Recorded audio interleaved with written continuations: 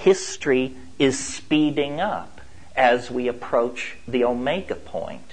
And here is a granted idiotic, but nevertheless serviceable metaphor for how this thing at the end of time works and why we are driven so nutty by things like flying saucers.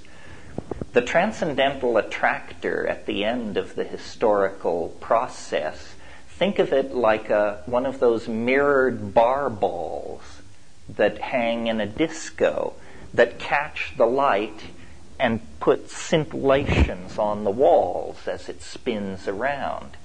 As we approach the transcendental object at the end of time, the reflections, the precursive anticipations, what Wordsworth called the intimations of immortality, grow ever stronger.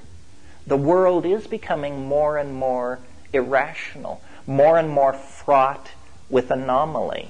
Not only flying saucers, but Bigfoot and the crop circles, which are quite new as a wrinkle. There will be more and more of this stuff as we approach the moment of concrescence.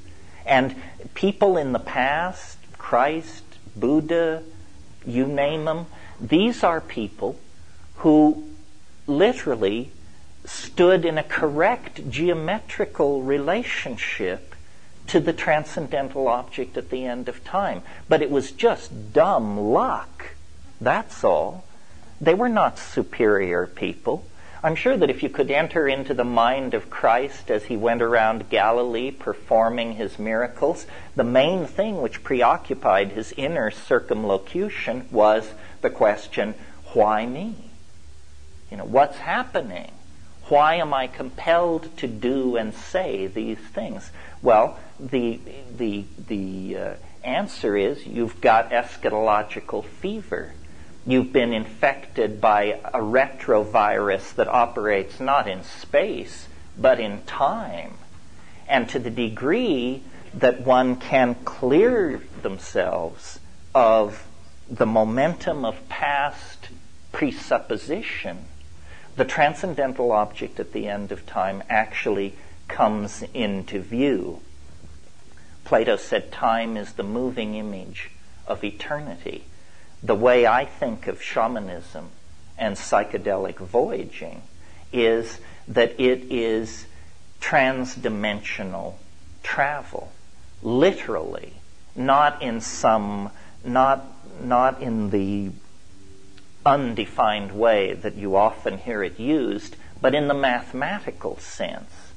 A shaman and a psychedelic person and a UFO contactee is someone who has seen the end. They simply didn't know what they were looking at, because who knows what the end looks like.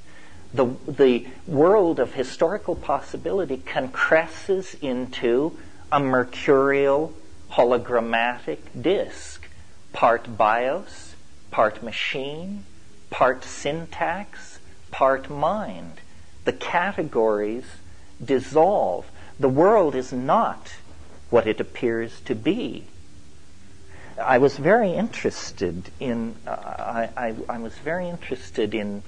coming to this thing and studying the psychology of the group, and it was very fascinating to me that both of the speakers, where I listened to the whole thing, were very concerned to refute the psychological explanation, which I gather is the Antichrist around here. And as I understand it, somebody said to me, the first thing they said to me, I thought, my God, these people are on edge. He said, I want you to know that this Jungian thing is bullshit. I said, okay, that's fine. However, this is like beating a dead horse. Has the news from quantum physics not reached the UFO community? Is it not now thoroughly assimilated that an observer is necessary for reality to exist at all? It's all psychological. There's no distinction. And so these people who have such enthusiasm for beryllium ships from Arcturus or wherever should be informed, Same. That's important news. It is now, and where is it coming from? Let's not rush past this here. Physics has always been the paradigmatic science. All sciences have physics envy. Why is that? Because it's not unlikely in a physics experiment to be able to predict an experimental result to 3 decimal points of accuracy. That's science. You don't get that in sociology. You don't get that in psychology. You don't even get that in biology. And physics is the most mathematical of all the sciences. So around the towering edifice of physics, the more frightened and uncertain of the sciences had gathered near her skirts.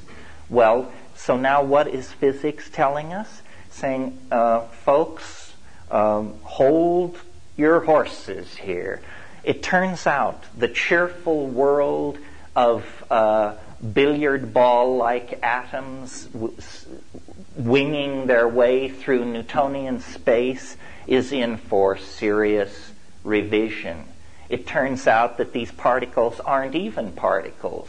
They're waves. Well, no, not exactly. They're both. Well, what I actually meant to say was, and you discover the babble of mad people.